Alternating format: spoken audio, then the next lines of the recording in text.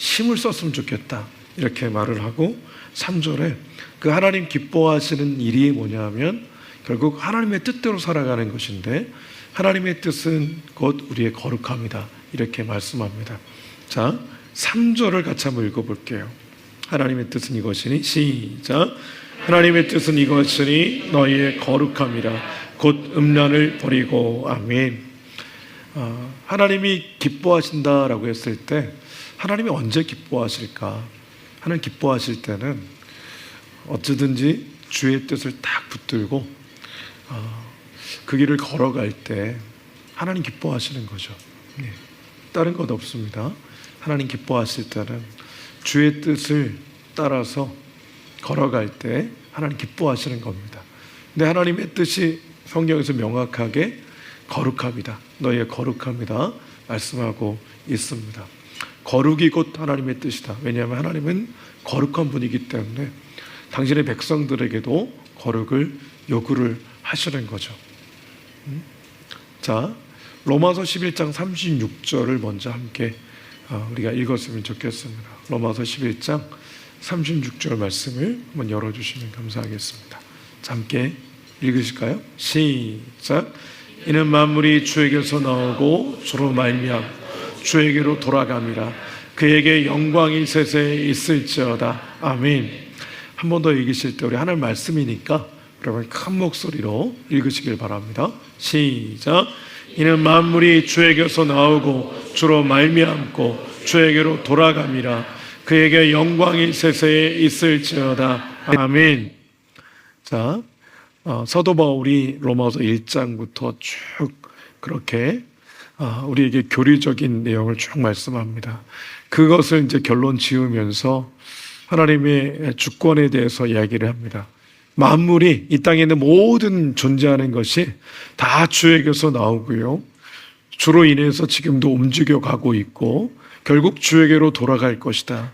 그 주님께만 영광이 세세히 있을 것이다, 있을지어다 선포하며 그렇게 11장까지의 내용을 마무리 짓는 걸 보게 됩니다.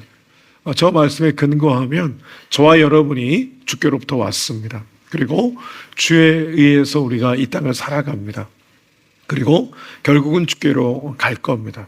한마디로 주권이 주님께 있습니다. 저와 여러분이 그렇다는 겁니다. 그리고 우리뿐만 아니라 이 땅에 있는 모든 것이 다 주의 주권 아래에 있다는 사실이 너무나 명확합니다.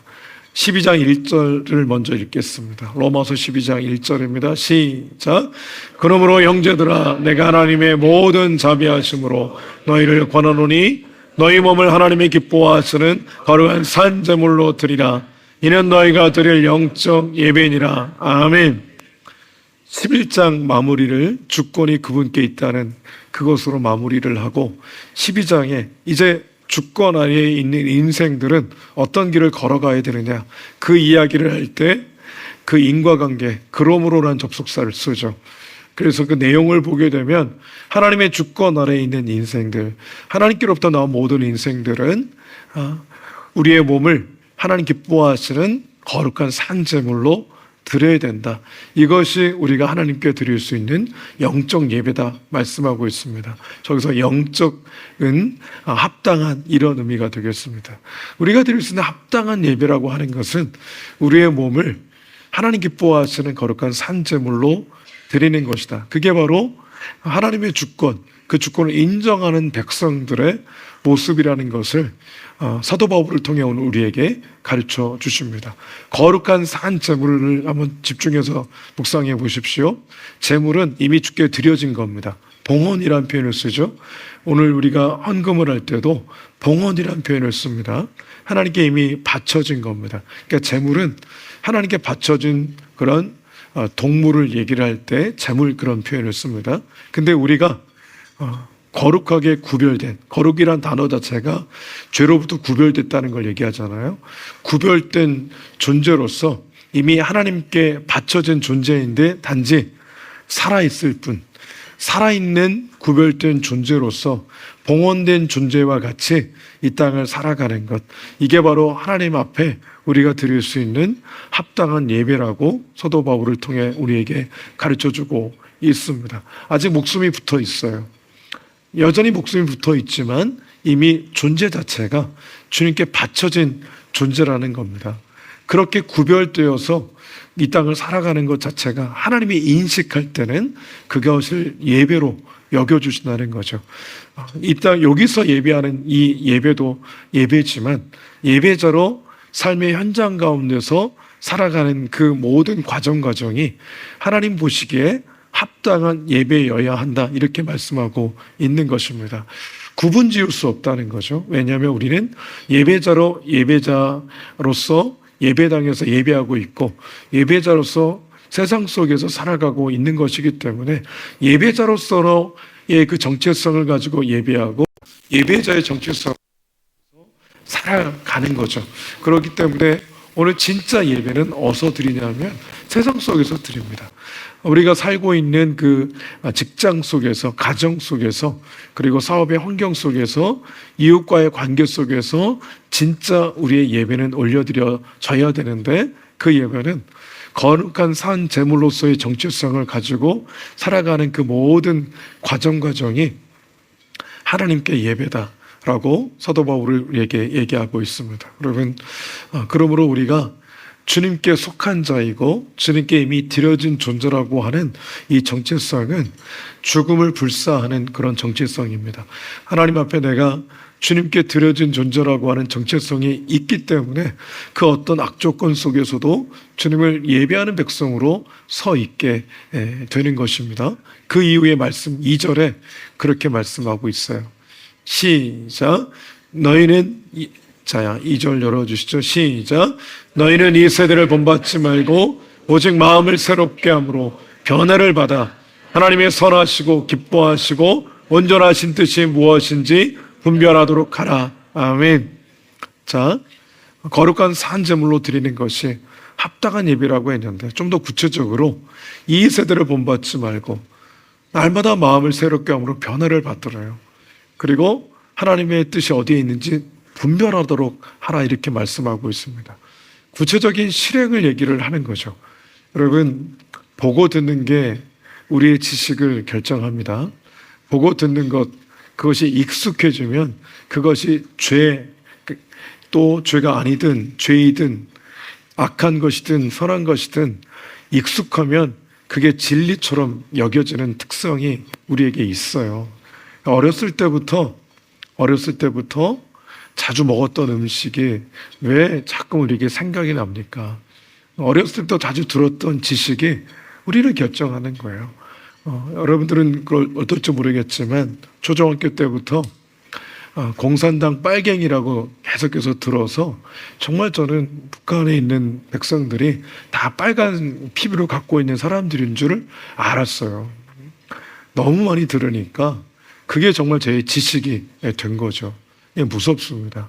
세대를 본받지 말라는 것, 이 세상의 문화에 우리가 함몰되어서 그것이 주의 뜻인지 그의 뜻에 합당한지 주의 뜻에 어긋나는지 이것과 상관없이 너무나 많이 보고 듣고 익숙하니까 그렇게 거룩한 산 제물로서의 정체성을 상실한 채로 그냥 흘러갈 수 있잖아요. 흘러가는 물결에 내 몸을 맡길 수 있잖아요. 근데 주님이 바울의 입을 통해서 본받지 말라고 하나님의 뜻을 분별하여 가슴에 새긴 채로 이 땅을 살아가라고, 날마다 변화되는 그 길을 걸어가야 된다고 우리에게 말씀을 하고 있는 것입니다. 근데 어떻게 우리가 날마다 변화된 그 길을 걸어갈 수 있을까? 분별하여 이 땅 가운데 거룩한 자녀로 살아갈 수 있을까? 여러분, 지금 이 시간도 이 말씀을 들을 때 대충 들으시는 분이 계시고 집중해서 경청하신 분도 계십니다. 근데요, 하나님의 말씀은 누가 전하든 하나님의 말씀입니다. 하나님의 말씀을 그대로 받으셔야 됩니다. 하나님의 말씀을 나만의 생각을 가지고 자꾸만 해석하지 마십시오. 그렇게 주석가의 해석이 필요한 때가 있고 주석가의 해석이 필요 없이 그대로 우리가 받아들이고 깨달아야 될 것이 있는데, 오늘 너무나 명확하잖아요. 세상을 본받지 말라는 거 너무나 명확하잖아요. 세상에 여러 가지 하나님 없는 인본주의적인 세계관에 의해서 만들어진 그런 문화와 사상에 오늘 우리로 하여금 우리 자신 스스로 잘 지켜가라는 말씀을 주님께서 하고 계신 것입니다. 어렸을 때 저희 큰형님이 저희 집안에 이제 우리 할머니 입장에서는 장손이거든요. 그래서 사형제가 있었지만 특별히 이뻐하셨어요. 제가 지금도 기억나는데 떡을 먹다가 이제 그 장손에게 줄 떡을 따로 구별해 놓으시고 삼형제가 먹을 떡을 따로 주셨어요. 근데 양이 너무 작죠. 그래서 할머니한테 그 떡 먹으면 안 되겠냐고. 그때 할머니가 그러셨어요. 저건 장손을 위해 따로 구별한 거니까 절대 먹으면 안 된다. 근데 지금도 기억하는데 냉장고가 이제 없었기 때문에 떡이 자꾸만 이렇게 좀 냄새가 나고 못 먹을 것 같은 거예요. 왜냐하면 제가 자주 들여다봤죠. 자주 봤어요. 이게 그대로 있나, 형이 먹었나, 먹고 싶은 마음에. 그러나 하나님이 아니라 할머니의 그 말씀이 생각나니까 먹진 못하는 거예요. 그래가지고 더 이상 못 먹을 것 같아서 할머니한테 이거 먹으면 안 되겠냐. 안 된다. 이거는 장손을 위한 거다. 결국은 버렸습니다. 못 먹고 버렸어요. 할머니 입장에서는 그건 장손을 위해 구별한 거예요. 누구도 그거는 함부로 먹어서는 안 되는 거예요. 여러분, 하나님께서 우리에게 원하신 게 뭘까? 말도 안 되는 그런 할머니의 선택조차도 그건 장손을 위한 할머니의 선택이고 구별된 떡이기 때문에 그것이 썩어 없어져 가도 누구도 못 견딜게 했어요. 이 구별된다는 것은 이런 무서운 겁니다. 여러분, 우리 스스로 하나님 앞에서 구별된 자의 의식을 갖고 있어야 되는데 당시에 바울 당시에 데살로니가 이 도시는 로마의 문화가 그대로 창궐한 그런 도시였습니다. 그래서 오늘 여러분이 느끼셨겠지만 하나님이 기뻐하시는 그 뜻이 너희의 거룩함이라고 얘기해 놓고 부연해서 구체적으로 설명을 한 것이 모든 것이 성적인 것과 연결이 됩니다. 데살로니가 그 도시가 성적인 문화 자체가 남성이 이 결혼한 아내 위에 또 다른 여성과 성적인 관계를 맺는 게 일상화되어 있고 그리고 미소년들과 성적인 관계를 맺는 것이 일반화되어 있는 그것이 어찌 보면 상식에 가까운 그런 성적인 문화를 형성하고 있었습니다. 타락한 거죠. 하나님의 뜻에 완벽하게 어긋난 그런 시대였습니다. 그래서 이 사도 바울은 거룩에 대해 얘기하면서 이러한 것으로부터 지금 이제 어렸을 때부터가 아니라 중간에 예수를 믿고 헬라 사상이 깊숙이 들어온 그들이 이제 예수님을 믿기 시작하면서 여전히 세상의 습성이 남아있고 데살로니가 도시의 성적 문화에 영향을 받을 수밖에 없는 그들에게 거룩이란 것, 결국 너의 성적인 것을 거룩하고 구별하게 지키는 것을 구체적으로 그렇게 얘기를 하고 있는 것입니다. 당시에 고린도에 있는 아프로디테, 미의 여신이죠. 그 여신을 숭배하는 그런 제사를 드릴 때 미의 여신을 숭배하는 그 신전 안에 신전에서 몸을 파는 그런 이 창기들이 있었다고 합니다. 1000명 이상이 있었다 그래요. 그래서 다산을 숭배하며 그 여신에게 제사를 드릴 때 마지막에 거기에 이 1000명의 이 몸을 파는 그런 성창이라고 표현하는데 그 여인들이 거기서 성적인 관계를 맺는 거예요. 난잡하죠. 근데 그것이 그들 나름대로는 최고의 의식이었어요. 그러니까 다산, 출산과 관련된 그런 제의였으니까 거기에 남성과 여성이 그런 성적인 관계를 맺는 것을 최고의 의식이라고 생각을 했던 거죠. 근데 그런 것들이 교회 안으로 들어오고 또 예수님을 믿었으나 여전히 그 사고가 남아있고 습성이 남아있는 그런, 문을 열고 나가면 그런 도시의 문화적인 배경을 갖고 있었기 때문에 사도 바울은 경계하면서 그렇게 거룩에 대해 가르친 겁니다. 그래서 4장 3장에 보게 되면 곧 음란을 버리고 그랬습니다. 음란에 대해서 음행이라고 표현하기도 하는데 성적인 방종을 얘기합니다. 이런 음행을 스스로 삼가라, 이런 뜻입니다. 5절에서는 하나님을 모르는 이방인과 같이 세욕을 따르지 말라 그랬습니다. 여기서는 3절에서는 스스로 절제하고 5절에서는 따르지 말고 소극적이고 또 적극적으로 두 번에 걸쳐 사도 바울은 얘기를 한 거입니다. 그리고 4절에서는 이렇게 말씀했어요. 4절 한번 읽어볼까요? 시작. 아멘. 다른 성경에서는 이렇게 번역을 했습니다. 각각 거룩함과 존귀함 안에서 자기의 몸을 잘 통제하여 자신의 아내와만 성적인 관계를 맺고, 이렇게 명확하게 아주 문자적으로 얘기를 했습니다. 여러분, 이것이 얼마나 중요한지 사도 바울은 이런 말씀을 데살로니가 성도들에게 거룩에 대해 얘기하며 아주 명확하게 문자적으로 말씀하고 있습니다. 전도서 9장 9절을 한번 읽어볼까요? 함께 읽겠습니다. 시작. 내 헛된 평생의 모든 날, 곧 하나님이 해 아래에서 내게 주신 모든 헛된 날에 내가 사랑하는 아내와 함께 즐겁게 살지어다.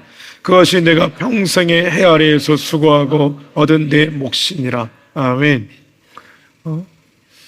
헛되다고 하는 것은 하나님 나라 가져갈 수 없기 때문에 헛됩니다. 근데 그 평생의 헛된 날에 주님께서 사랑하는 아내와 함께 즐겁게 사는 것을 우리가 누릴 수 있는 우리에게 분복이라고, 몫이라고 명확하게 말씀하고 있어요. 사랑하는 아내와 관계가 깨지고, 그리고 질서가 깨지고, 가정이 깨지고, 황폐화된 인생을 살아가는 길, 다른 마음을 품을 때부터 또 시작이 됩니다. 지금 성적인 관계를 얘기했지만 이 성적인 관계가 깨질 때는 언제부터 시작이 되겠습니까? 내 마음에 그 여인만 있어야 되는데 다른 여인이 있고, 그리고 다른 생각이 들어오고, 그리고 하나님의 뜻을 따르는 것을 대수롭지 않게 생각하고, 그러면서 조금씩 우리의 성이 무너집니다. 우리의 성벽이 와르르 무너지게 되는 거죠. 매우 구체적으로 얘기했는데 로마 시대보다 오늘날 성의 여러 가지 문화들이 좋은 말로 개방이고 성경적인 언어로 타락한 거죠. 어두워졌습니다. 여러분, 세상이 어두워졌다고 예수 믿는 분이 어둠에 탐닉하고 어둠에 기생하듯이 그렇게 이 땅을 살아갈 수는 없는 겁니다. 예수 믿는 사람들은 빛을 기대하며 빛된 존재로 주께 소리를 부르셨기 때문에 빛의 길을 걸어가야 되는 것입니다. 우리가 남성들이, 어떤 목사님이 늘 얘기했듯이 우리가 돈이 있고 시간이 있고 그리고 뭔가 여유가 있으면 죄 지을 생각을 많이 한대요. 그게 틀린 말 같진 않아요. 여러분, 하나님 안에서 저와 여러분이 이 땅을 살아갈 때 한 남편, 그리고 한 아내가 한 남편이 한 아내, 한 아내가 한 남편, 이렇게 하나님께서 만나게 하신 거잖아요. 그 안에서 즐겁게 이 땅을 살아가도록 하나님이 디자인하셨는데 그게 우리의 몫이라고, 우리의 복이라고 말씀한 것을 잊지 마시길 바랍니다. 하나님 안에서 일부 예배 드릴 때에도 왜 이런 말씀을 주일날 강단에서 하실까? 하나님이 그렇게 말씀하셨기 때문에, 그리고 오늘날도 여전히 이런 모습으로 이 땅은 움직여가고 있기 때문에 교회는 예배 드릴 때는 모르지만 우리의 삶의 현장은 언제나 세상의 가치관이 계속해서 들어와 있기 때문에 우리 스스로 우리를 경계하고 적극적으로 이런 길을 걸어가지 않길 위하여 우리는 하나님의 말씀을 다시 한번 되새기고, 그리고 가치관을 정확하게 정립하는 과정이 반드시 필요하기 때문에 그렇습니다. 여러분, 나는 괜찮다고 말하지 마셔야 됩니다.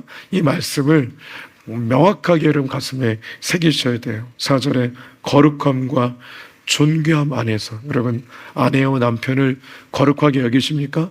아내와 남편을 존귀하게 여기세요? 존귀하게 여긴다면 성격인 대상이 두 사람이 돼서는 안 되겠죠.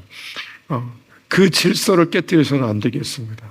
그 질서 안에서 누리는 그런 복과 은혜를 저버려서는 안 되겠습니다.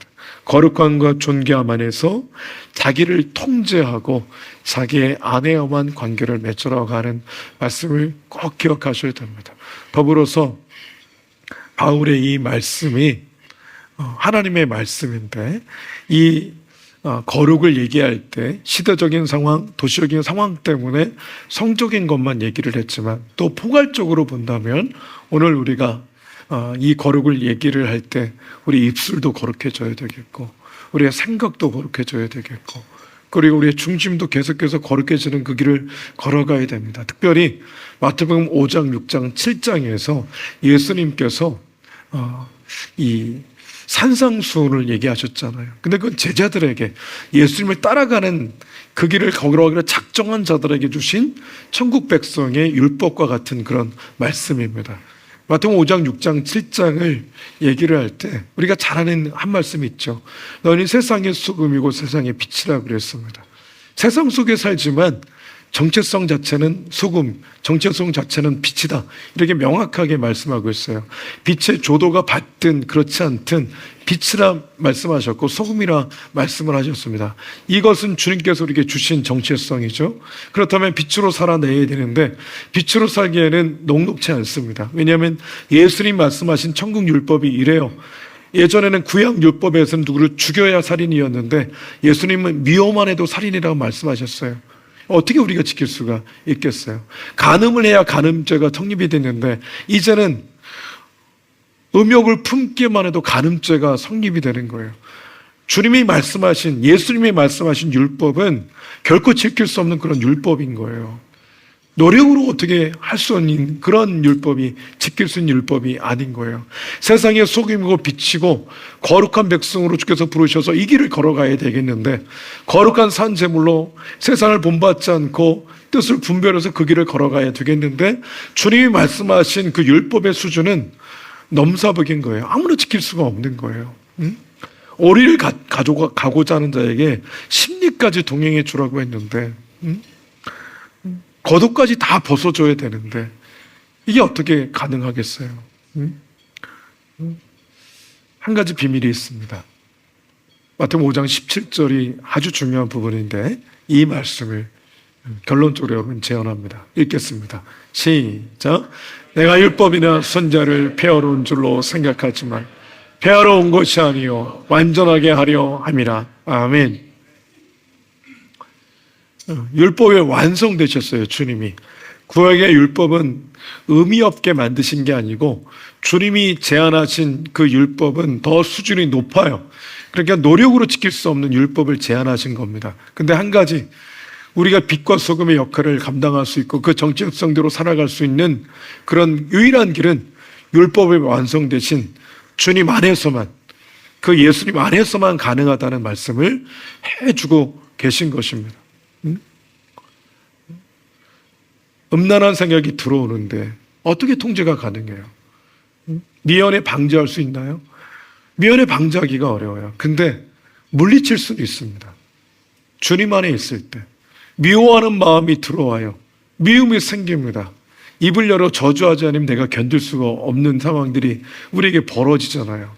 근데 우리 그렇더라도 범죄하는 그 길을 걸어가지 않을 수 있는 길은 이미 승리하신 율법에 완성되신 주님 안에 내가 거할 때만, 이 거한다는 것을 좀 더 쉬운 표현으로 주님과 교통이 될 때만 우리는 이 천국 백성의 거룩한 길을 걸어갈 수 있는 겁니다.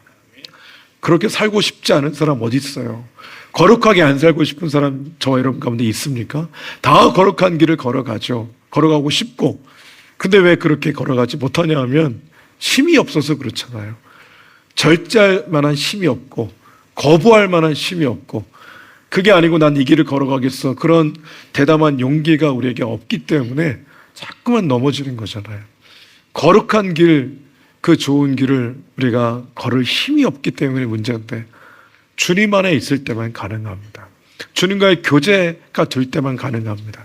여러분, 남편과 아내 사이에 관계가 깨지고 그리고 질서가 깨지고 그래서 다른 사람이 내 마음에 들어오고 하는 모든 과정 가운데 뭐가 문제입니까? 교제가 안 되니까 문제죠. 교통이 안 되니까 문제입니다. 교통이 안 되니까 거기에 다른 사람 내 마음에 자꾸 들어오려고 또 들어오려고 하고 나도 또 찾는 거 아니겠어요? 중요한 거는 부부 사이뿐만 아니라 모든 것이 그렇습니다.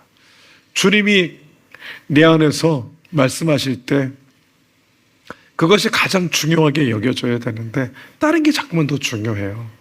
여러분, 거룩을 쉽게 표현하면 이렇게 표현할 수 있어요. 거룩한 길이라는 것은 주님이 선택하지 않을 게 뻔하거든요. 주님이라면 그럼 나도 선택하지 않는 게 거룩인 거예요.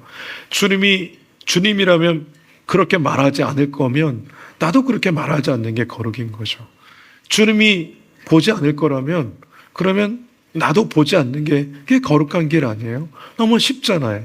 근데 주님이 내 안에 계실 때만 우리는 그 길을 걸어갈 수 있는 겁니다. 쉽지만 걸어가기 그렇게 어려운 이유는 주님과의 교제가 없거든요. 주님과의 교통을 통해서 위로부터 오는 힘이 내게 공급되어야 때로는 절제하고 때로는 물리칠 수 있는데 그게 잘 안 되는 겁니다. 결국 비밀은 어디에 있냐 하면 주님과의 교제에 있습니다. 여러분, 끊임없이 거룩한 길을 걸어가기 위한 영적인 결단과 더불어서 우리 안에 주님과의 깊은 교제 가운데로 적극적으로 들어가셔야 돼요. 수동적으로 신앙생활 하지 마시고 적극적으로 하셔야 됩니다. 적극적으로. 그래서 양육도 받으시라는 거예요. 훈련도 받으시라는 겁니다. 나도 모르게 주님과 교제하는 내가 됩니다. 나도 모르게 주님과 교통하는 내가 돼요. 그래서 그 안에서 신기하게도 내가 지켜져요. 신기하게도 내 영혼이 성숙하고 자람을 통해서 어린 시절에 그렇게 했던 것을 지금 다 커서 안 하게 되는 이유는 그게 유치한 줄 알기 때문에 그래요. 세상 것이 유치한 것이라는 것, 결코 유익이 없다는 것을 너무나 잘 아니까 양육을 받으면서 주님과 교대함과 교통 가운데 들어가니까 풍성한 은혜 가운데서 결국 그게 아니라 주님이 더 좋고 행복하니까 그 힘 가지고 그 길 걸어가게 되는 거거든요. 여러분, 신앙생활은 원리를 따라 하셔야 됩니다. 신앙생활은 율법적으로 마구잡이로 하는 게 아니라 원리를 잘 파악하셔야 되는데 우리 영혼이 잘 드는 그 길은 주님과 교제하는 길이고 그 길을 걸어갈 때 저와 여러분 구별된 거룩한 길을 걸어가게 될 것입니다. 주님과 깊은 교제 가운데로 들어가시기를 주의 이름으로 축복합니다. 아멘. 기도하겠습니다.